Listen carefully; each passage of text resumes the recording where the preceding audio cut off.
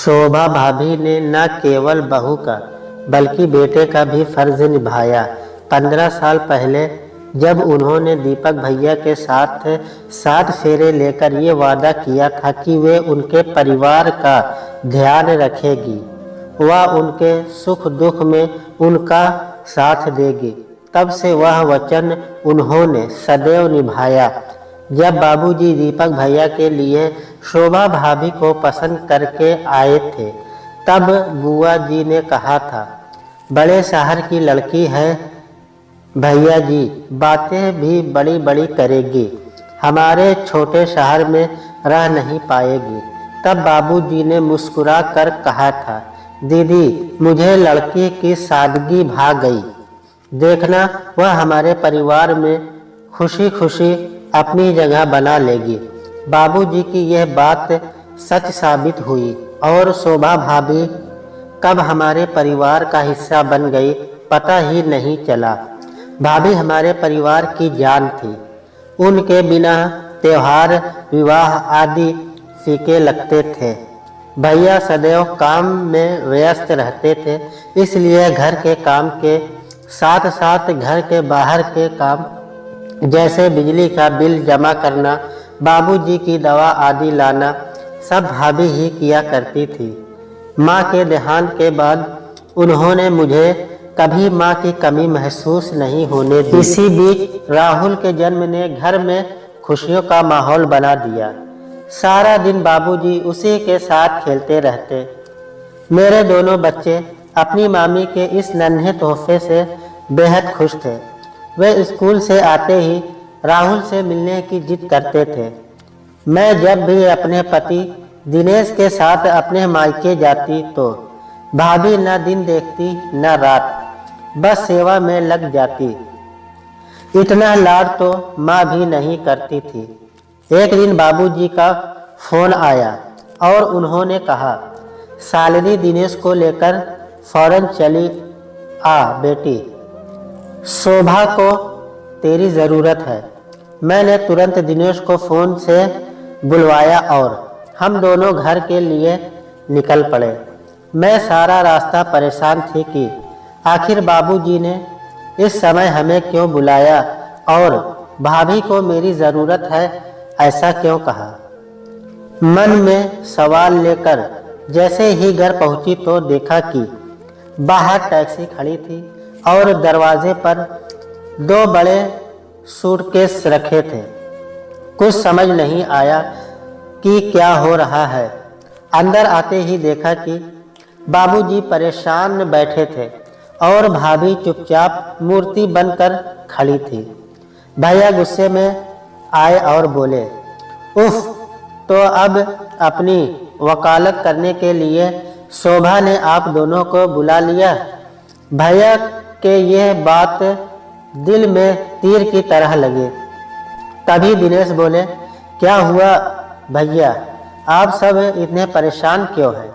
इतना सुनते ही भाभी सूटकेस रख रोने लगी। भैया ने गुस्से में कहा, कुछ नहीं दिनेश, मैंने अपने जीवन में एक महत्वपूर्ण फैसला लिया है। मैं विदेश जाना चाहता हूँ, वहाँ बहुत अच्छी नौकरी मिल रही है, रहने को मकान व गाड़ी भी। यह तो बहुत अच्छी बात है भैया, दिनेश ने कहा। दिनेश कुछ और कह पाते तभी भैया बोले, मेरी बात अभी पूरी नहीं हुई दिनेश, मैं अब अपना जीवन अपनी पसंद से जीना चाहता हूँ, अपनी पसंद के जीवन साथी के साथ। यह सुनते ही मैं और दिनेश हैरानी से भैया को देखने लगे। भैया ऐसा सोच भी कैसे सकते थे। भैया अपने दफ्तर में काम करने वाली नीला के साथ घर बसाना चाहते थे। शोभा मेरी पसंद कभी नहीं थी, नहीं बाबूजी के डर के कारण मुझे ये विवाह करना पड़ा, परंतु तब तक मैं इनकी खुशी के लिए अपनी इच्छाएं दबाता रहूँगा। मैं बाबूजी के पैरों पर गिरकर रोती हुई बोली, बाबूजी आप भैया से कुछ कहते क्यों नहीं। इनसे कहिए ऐसा न करें। रोकिए इन्हें बाबूजी, रोक लीजिए। चारों ओर सन्नाटा छा गया। काफी सोचकर बाबूजी ने भैया से कहा, दीपक, ये अच्छी बात है कि तुम जीवन में सफलता प्राप्त कर रहे हो, पर अपनी सफलता में तुम शोभा को शामिल नहीं कर रहे हो। यह गलत है।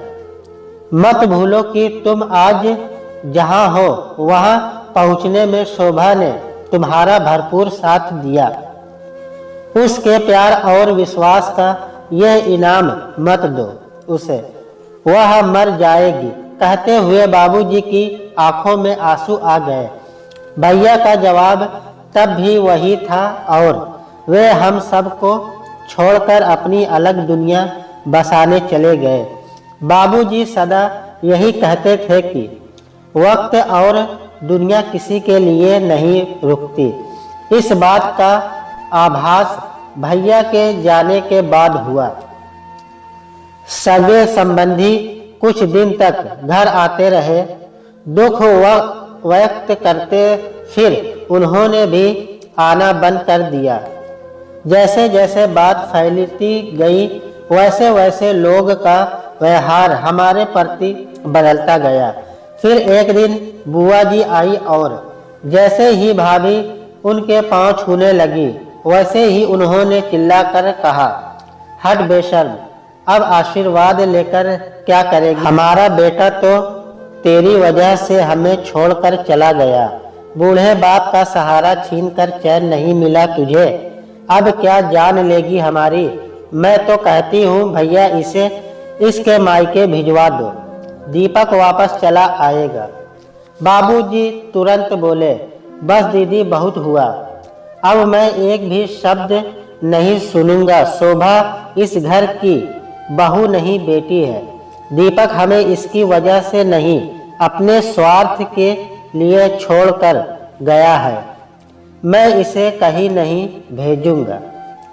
यह मेरी बेटी है और मेरे पास ही रहेगी। बुआ जी ने फिर कहा, कहना बहुत आसान है भैया जी, पर जवान बहू और छोटे से पोते को कब तक अपने पास रखोगे? आप तो कुछ कमाते भी नहीं, फिर इन्हें कैसे पालोगे? मेरी सलाह मानो, इन दोनों को वापस भिजवा दो। क्या पता शोभा में ऐसा क्या दोष है जो दीपक इसे अपने साथ रखना ही नहीं चाहता। यह सुनते ही बाबूजी को गुस्सा आ गया और उन्होंने बुआ जी को अपने घर से चले जाने को कहा। बुआ जी तो चली गई, पर उनकी कही बात बाबूजी को चैन से बैठने नहीं दे रही थी। उन्होंने भाभी को अपने पास बैठाया और कहा, बस शोभा, अब रोकर अपने आने वाले जीवन को नहीं जी सकती। तुझे बहादुर बनना पड़ेगा बेटा। अपने लिए, अपने बच्चे के लिए तुम्हें इस समाज से लड़ना पड़ेगा। तेरी कोई गलती नहीं है। दीपक के हिस्से मेरी जैसी सुशील लड़की का प्यार नहीं है। तू चिंता ना कर बेटा, मैं हूं ना तेरे साथ और हमेशा रहूंगा। वक्त के साथ भाभी ने अपने आप को संभाल लिया। उन्होंने कॉलेज में नौकरी कर ली और शाम को घर पर भी बच्चों को पढ़ाने लगी। समाज की उंगलियां भाभी पर उठती रही, पर उन्होंने हौसला नहीं छोड़ा। राहुल को स्कूल में डालते वक्त थोड़ी परेशानी हुई, पर भाभी ने सब कुछ संभालते हुए सारे घर की जिम्मेदारी अपने कंधों पर उठा ली। भाभी ने यह साबित कर दिया कि अगर औरत ठान ले तो वह अकेले पूरे समाज से लड़ सकती है। इस बीच भैया की कोई खबर नहीं आई। उन्होंने कभी अपने परिवार की खोज खबर नहीं ली। सालों बीत गए, भाभी अकेली परिवार चलाती रही, पर भैया की ओर से कोई मदद नहीं आई। एक दिन भाभी का कॉलेज से फोन आया, दीदी घर पर ही हो न? शाम को आपसे कुछ बातें करनी है। हाँ हाँ भाभी, मैं घर पर ही हूँ, आप आ जाओ। शाम 6 बजे भाभी मेरे घर पहुँची। थोड़ी परेशान लग रही थी। चाय पीने के बाद मैंने उनसे पूछा, क्या बात है भाभी, कुछ परेशान लग रही हो? घर पर सब ठीक है? थोड़ा हिचकिचाते हुए भाभी बोली, दीदी आपके भैया का खत आया है। मैं अपने कानों पर विश्वास नहीं कर पा रही हूँ। बोली, इतने सालों बाद याद आई उनको अपने परिवार की, या फिर नई बीवी ने बाहर निकाल दिया? उनको ऐसा ना कहो दीदी, आखिर वे आपके भाई हैं। भाभी की बात सुनकर एहसास हुआ कि आज भी भाभी के दिल में किसी कोने में भैया है। मैंने आगे बढ़कर पूछा, भाभी क्या लिखा है भैया ने? भाभी थोड़ा सोचकर बोली, दीदी वे चाहते हैं कि बाबूजी मकान बेचकर उनके साथ चलकर विदेश में रहे। क्या कहा? बाबूजी मकान बेच दें? भाभी, बाबूजी ऐसा कभी नहीं करेंगे, और अगर वे ऐसा करना भी चाहेंगे तो मैं उन्हें कभी ऐसा करने नहीं दूंगी। भाभी आप जवाब दे दीजिए कि ऐसा कभी नहीं होगा। वह मकान बाबूजी के लिए सब कुछ है, मैं उसे कभी बिकने नहीं दूंगी। वह मकान आपका और राहुल का सहारा है। भैया को एहसास है कि अगर वह मकान नहीं होता तो आप लोग कहाँ जाएंगे। आपके बारे में तो नहीं, पर राहुल के बारे में तो सोचते, आखिर वह उनका बेटा है। मेरी बातें सुनकर भाभी चुप हो गई और गंभीरता से कुछ सोचने लगी। उन्होंने यह बात अभी बाबूजी से छिपा रही थी। हमें समझ नहीं आ रहा था कि अब क्या करें। तभी दिनेश आ गए और हमें परेशान देखकर सारी बात पूछी।